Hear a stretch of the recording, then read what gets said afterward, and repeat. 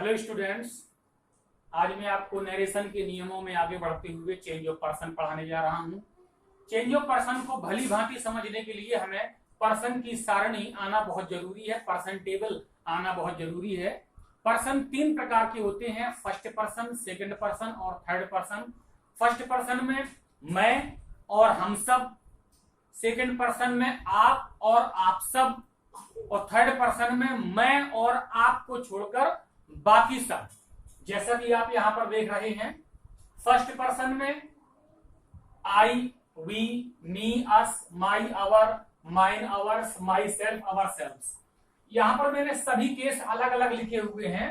First person का जो subjective case है वो इस लाइन में लिखा है, ऑब्जेक्टिव केस इसमें, ये पजेसिव केस है जिसमें कि पहला एडजेक्टिव है और दूसरा है प्रोनाउन। ये रिफ्लेक्सिव केस है। रिफ्लेक्सिव केस भी दो प्रकार के होते हैं, एक सिंगुलर और एक प्लूरल। सिंगुलर इस तरफ लिखे हुए हैं और प्लूरल इस तरफ लिखे हुए हैं। तो आप फर्स्ट पर्सन को समझें, आई, me, my, mine, my self, इस प्रकार से आप करना है। We, us, our, ours, ourselves. Second person you, you subject और ऑब्जेक्ट दोनों में यू ही रहता है। योर, योर्स, योर सेल्फ और yourselves. Reflexive case second person का दोनों में लिखा है, एक वचन में भी और बहुवचन में भी, क्योंकि यू एक वचन भी होता है और बहुवचन भी होता है। तीसरा है थर्ड पर्सन। थर्ड पर्सन में आई और यू, वी को छोड़कर बाकी जो आते हैं, ही कोई भी जो एक वचन पुल्लिंग होता है, शी कोई भी एक वचन स्त्रीलिंग, इट कोई भी एक वचन क्या कहते हैं नपुंसकलिंग, और दे सबका बहुवचन, ही का भी, शी का भी, इट का भी, और जैसे कि टीचर है, स्टूडेंट्स है, बॉयज हैं, गर्ल्स हैं, सबका बहुवचन भी होता है। तो ही का object him, he, him, his, himself, she, her, hers, herself, its, itself, they, them, their, theirs और देमसेल्व्स। बच्चों, ये आपकी पर्सन टेबल है, इसको अच्छी तरह से लर्न कर लेना, याद कर लेना, समझ लेना। अब यहां पर हम नरेशन में चेंज ऑफ पर्सन को समझते हैं। चेंज ऑफ पर्सन में सबसे पहला नियम आपका आता है, रिपोर्टेड स्पीच में आए हुए फर्स्ट पर्सन को रिपोर्टिंग पार्ट के सब्जेक्ट के अनुसार बदल देते हैं। यदि, जैसा कि मैंने आपको बताया था, डायरेक्ट स्पीच के दो भाग होते हैं, एक रिपोर्टिंग पार्ट और दूसरा रिपोर्टेड स्पीच।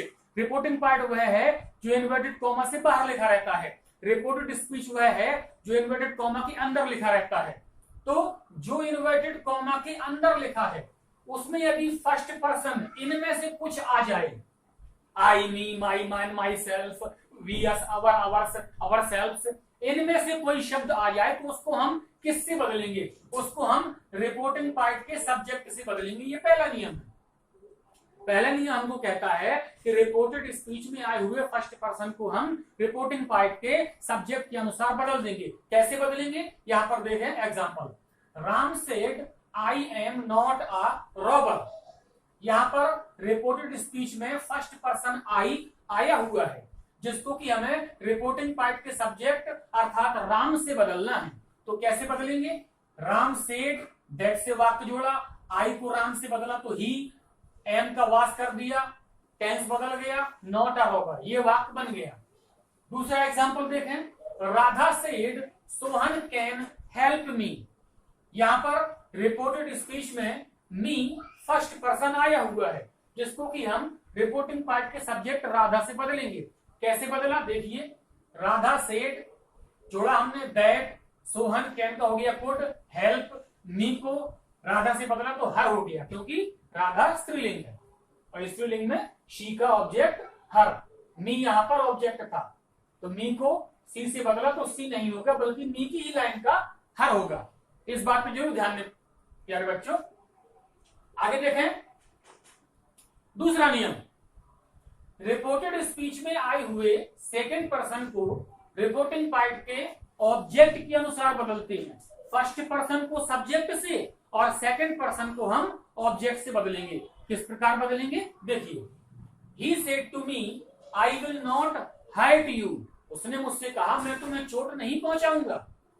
यहां पर ही सेड टू मी का ही टोल्ड मी हो गया, दैट से वाक्य जुड़ गया, आई फर्स्ट पर्सन था इसलिए सब्जेक्ट ही से बदला तो ही हो गया, विल का वुड हो गया, not height, you second person, you second person जिसको कि हमें ऑब्जेक्ट से बदलना है, ऑब्जेक्ट है मी तो मी हो जाएगा। नोट पर विशेष ध्यान दें प्यारे बच्चों के लिखा है नोट में कि जब रिपोर्टेड स्पीच में आए हुए सेकंड पर्सन को बदलने के लिए, जैसे रिपोर्टेड स्पीच लिखा हो उसमें सेकंड पर्सन हो, you you your yours yourself yourselves, कुछ भी सेकंड पर्सन का कोई एक शब्द आ जाए तो अगर रिपोर्टिंग पार्ट में उसको बदलने के लिए ऑब्जेक्ट नहीं है, रिपोर्टेड स्पीच के सेकंड पर्सन को बदलने के लिए यदि रिपोर्टिंग पार्ट में ऑब्जेक्ट नहीं है तो फिर ऑब्जेक्ट हम मान लेते हैं। कैसे मानते हैं देखिए, जैसे पहला वाक्य, Sohan said you are a thief, Sohan ने कहा तुम एक चोर हो। यहां पर यह जानकारी नहीं हो रही कि सोहन ने किससे कहा, इसमें ऑब्जेक्ट छिपा हुआ है, मानना पड़ेगा। तो सोहन टोल्ड मी, हमने ऑब्जेक्ट इसमें मी मान लिया, क्यों माना आगे बताऊंगा। सोहन टोल्ड मी दैट, अब यू को मी से बदल देंगे तो आई हो जाएगा, आई वॉज अ थीफ। दूसरा वाक्य, you said you will not do it, तुमने कहा तुम ऐसा नहीं करोगे, मतलब तुमने किसी और को कहा कि तुम ऐसा नहीं करोगे, लेकिन तुमने किससे कहा यह पता नहीं है, ऑब्जेक्ट छिपा हुआ है। ऐसी स्थिति में ऑब्जेक्ट मान लेते हैं, तो हमने ऑब्जेक्ट यहां भी मी मान लिया।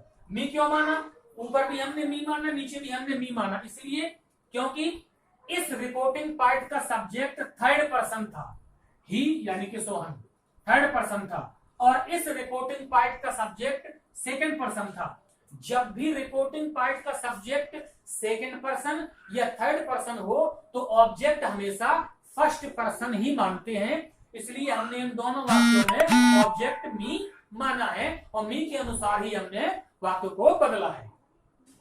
तो you told me that, you को मी से बदलेंगे तो I would not do it. एक और एग्जांपल देखें प्यारे बच्चों, I said you can stay here, मैंने कहा तुम यहां रह सकते हो, मैंने किससे कहा यह पता नहीं है। ऐसी स्थिति में ऑब्जेक्ट मान लेते हैं, तो आई टोल्ड हिम, क्योंकि यहां पर रिपोर्टिंग पार्ट का सब्जेक्ट ना तो थर्ड पर्सन था और ना ही सेकंड पर्सन था। अगर थर्ड या सेकंड पर्सन होता तो हम ऑब्जेक्ट फर्स्ट पर्सन मान लेते, लेकिन यहां पर रिपोर्टिंग पार्ट का सब्जेक्ट फर्स्ट पर्सन था, इसलिए यहां पर हमने ऑब्जेक्ट थर्ड पर्सन माना, थर्ड पर्सन में हमने हिम मान लिया। तो आई टोल्ड हिम दैट, अब यू को हिम से बदलेंगे तो ही कैन का कुड स्टे और हेयर का देयर। तीसरा और बहुत ही आसान नियम, रिपोर्टेड स्पीच में आए हुए थर्ड पर्सन में कोई परिवर्तन नहीं करते हैं। अगर फर्स्ट पर्सन आए तो सब्जेक्ट से बदलेंगे, सेकंड पर्सन आए तो ऑब्जेक्ट से बदलेंगे, ऑब्जेक्ट ना हो तो मान लेंगे।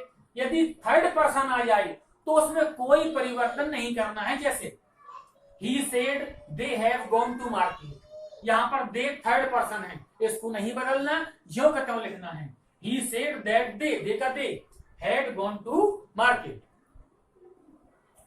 मुझे आशा है आपको ये चेंज ऑफ पर्सन अच्छी तरह से समझ में आ गया होगा।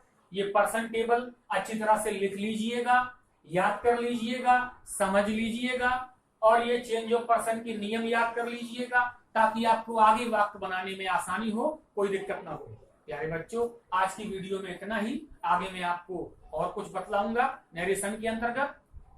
नमस्कार।